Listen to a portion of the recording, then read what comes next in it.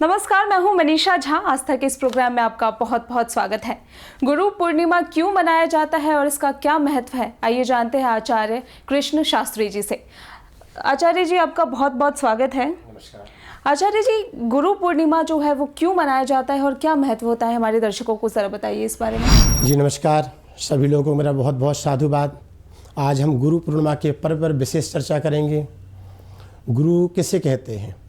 गुरुर्ब्रह्मा गुरुर्विष्णु गुरुर्देवो महेश्वरा गुरुर साक्षात परब्रह्मा तस्मै श्री गुरुवे नमः। गुरु वह है जिसमें हमें साक्षात परब्रह्म का, परमात्मा का दर्शन प्राप्त हो, जिसके समक्ष आते ही हमारे जीवन में जो भी संकट हैं, जो भी बाधाएं हैं, जो भी विघ्न हैं, सभी का निवारण हो। गुरु पूर्णिमा कब और क्यों मनाई जाती है?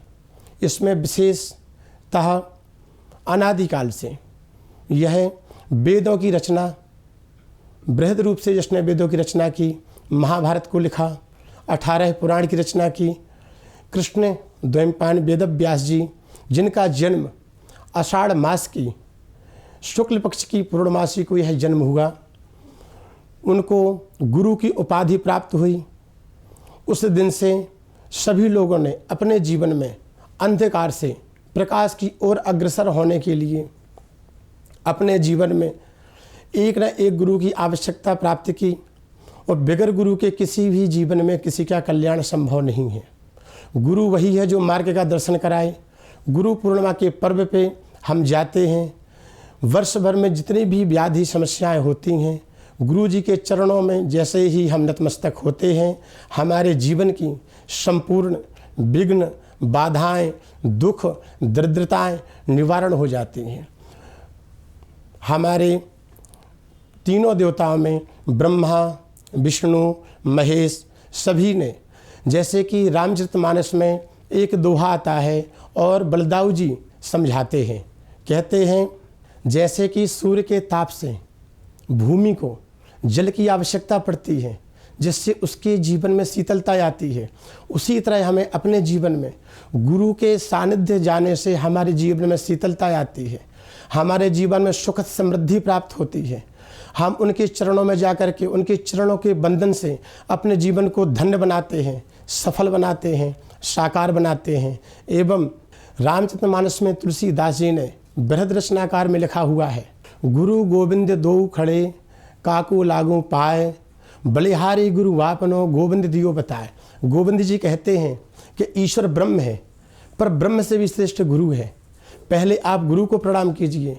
तो देवताओं ने भी गुरु को श्रेष्ठ माना हुआ है, और गुरु के बगैर जीवन में यात्रा संभव नहीं है। यदि जीवन के मृत्यु लोक के योग को भोगना है, हर प्रकार के आर्थिक, भौतिक और शारीरिक समस्त सुखों की प्राप्ति के लिए, हर जगह आपको अपने मार्गदर्शन के लिए आवश्यकता यदि किसी की पड़ती है तो वह गुरु।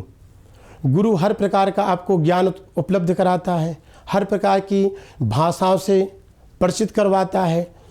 जीवन में शिक्षा काल में, बाल्यकाल में माता पिता गुरु होते हैं, युवावस्था में आपके शिक्षक गुरु होते हैं, वृद्धावस्था में आपके लालन पालन करने वाले गुरु होते हैं। उसी तरह जीवन में हर समय पे आपको गुरु की आवश्यकता होती है। आचार्य जी, गुरु पूर्णिमा के दिन गुरु की पूजा किस प्रकार करनी चाहिए? जी, गुरु पूर्णिमा के दिन हम गुरु जी के घर जाते हैं, या गुरु जी की गद्दी पे जाते हैं, या गुरु जी के स्थान पे जाते हैं। हमें इस पर्व में गुरु जी के यहाँ जा कर के उनकी पूजन करना चाहिए। कैसे करना चाहिए? हम जैसे कि एक थाली तैयार करते हैं, उसमें जल होता है, अक्षत होते हैं, हल्दी होती है और रोली होती है। हम गुरु जी के चरणों का वंदन करते हैं, गुरु जी के पैर गंगा जल से धुलते हैं, उसके बाद में उनका पूजन करते हैं पंचोपचार से। उसके तत्पश्चात गुरु जी के मस्तक पर रोली का, हल्दी का एवं अक्षत का टीका तिलक लगाने के बाद में गुरु जी की आरती भी करते हैं, और गुरु जी की आरती करने से उसके बाद गुरु जी के चरणों की असीम कृपा हमारे जीवन में तत्पर बरसती है, और हमेशा हमारे परिवार में एवं कुटुंब में उस कृपा से आने वाली जो भी परेशानियां हैं, जो भी बाधाएं हैं, उनसे हमें मुक्ति प्राप्त होती है, और हमारे घर में सुख शांति ऐश्वर्य की वृद्धि होती है। गुरु साक्षात ब्रह्म का स्वरूप माना जाता है, और गुरु साक्षात ब्रह्म का स्वरूप है। आचार्य जी, बहुत बहुत शुक्रिया आपका हमारे साथ जुड़ने के लिए और इन तमाम जानकारियों को हमारे दर्शकों के साथ में साझा करने के लिए। तो फिलहाल के लिए इतना ही। आस्था से जुड़ी और भी तमाम जानकारियों के लिए बने रहिए ABN न्यूज़ के साथ। नमस्कार।